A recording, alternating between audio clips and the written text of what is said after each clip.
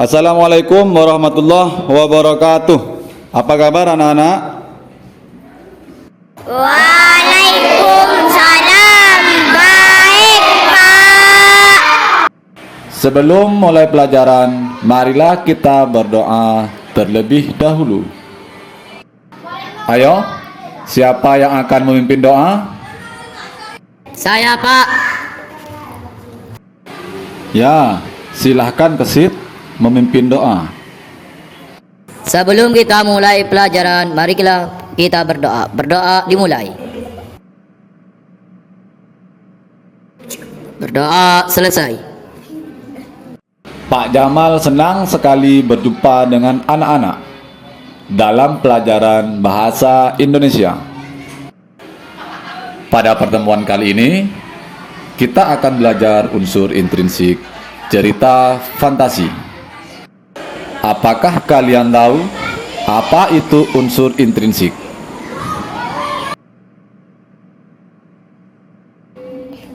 Tidak tahu, Pak. Kalau tidak tahu, Bapak akan tampilkan video animasi. Tolong disimak ya. Sa, kamu tahu nggak apa itu tema? Tahu lah, tema adalah ide atau gagasan mendasar yang akan dikembangkan menjadi sebuah cerita. Kotak. Saya juga tahu. Tema bisa disebut ide utama dalam cerita atau disebut juga penentu latar belakang dari cerita tersebut. Oh, begitu ya? Oh iya, Sa, kok kamu makan terus? Daripada kamu tanya terus. Ya sudah, sekarang giliran saya yang mau bertanya. Kamu tahu nggak apa itu alur cerita? Gampang. Alur cerita itu pola pengembangan suatu cerita yang terbentuk oleh hubungan sebab sifatnya kronologis. Alur dalam cerita fantasi antara lain alur maju, mundur, dan campuran.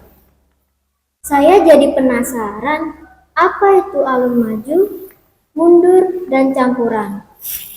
Waduh, repot kalau kayak begini. Aku sama kamu kan cuma hewan, Sa.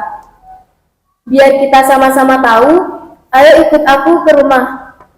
Kita lihat di videonya. Alur ada 3. Ada alur maju, mundur, dan campuran. Alur maju menampilkan peristiwa secara runtut mulai dari awal, tengah, sampai akhir.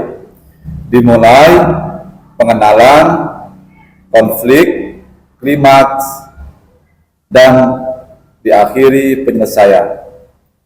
Sementara alur mundur menampilkan peristiwa secara flashback, kemudian tengah, dan kehidupan masa kini.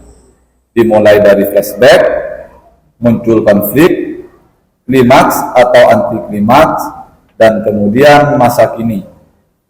Dan yang terakhir, alur campuran, yaitu cerita meloncat-loncat antara masa lalu, masa kini.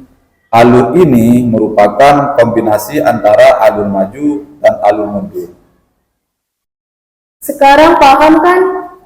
Saya sangat paham sekali. Sekarang, tolong semua dengarkan saya. Saya akan menjelaskan tentang latar dalam cerita. Kalian semua ada yang tahu nggak latar itu apa? Nggak tahu, Bos.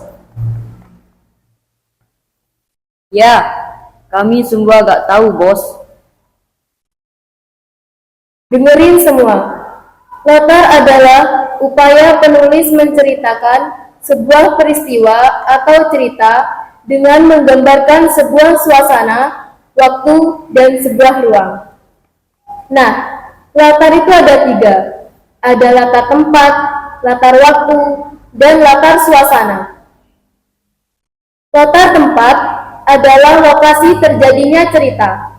Misalnya sekarang ini, latar tempatnya ada di pinggir sungai. Latar waktu menjelaskan kapan kejadian atau peristiwa dalam cerita itu terjadi. Contohnya, kita ini sekarang latar waktunya adalah pagi hari.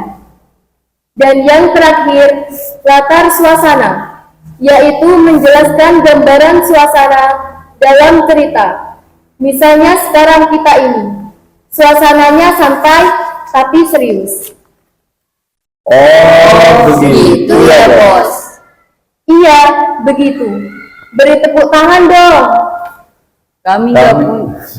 Oh iya, lupa. Hehe. Cuaca semakin panas nih. Ayo kita cari tempat teduh.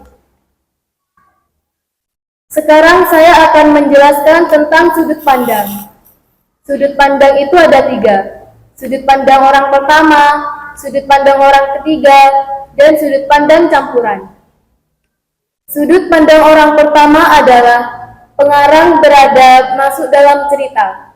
Contohnya menggunakan kata ganti aku, saya, kami, kita, dan lain-lain. Sudut pandang orang ketiga adalah salah satu cara penceritaan di mana penulis atau pencerita berada di luar cerita dan menyebutkan tokoh dengan nama-nama mereka atau kata ganti orang ketiga, dia atau mereka. Yang terakhir, sudut pandang campuran merupakan gabungan sudut pandang orang pertama dengan orang ketiga. Dalam hal ini, penulis dapat masuk ke dalam cerita, bukan sebagai tokoh utama, dan ada kalanya berada di luar cerita berperan sebagai orang yang serba tahu. Unsur intrinsik terakhir adalah amanat. Amanat merupakan suatu pesan yang ingin disampaikan pengarang melalui karyanya, agar pembaca, pendengar, pemirsa dapat menarik kesimpulan dari karya yang dibuatnya.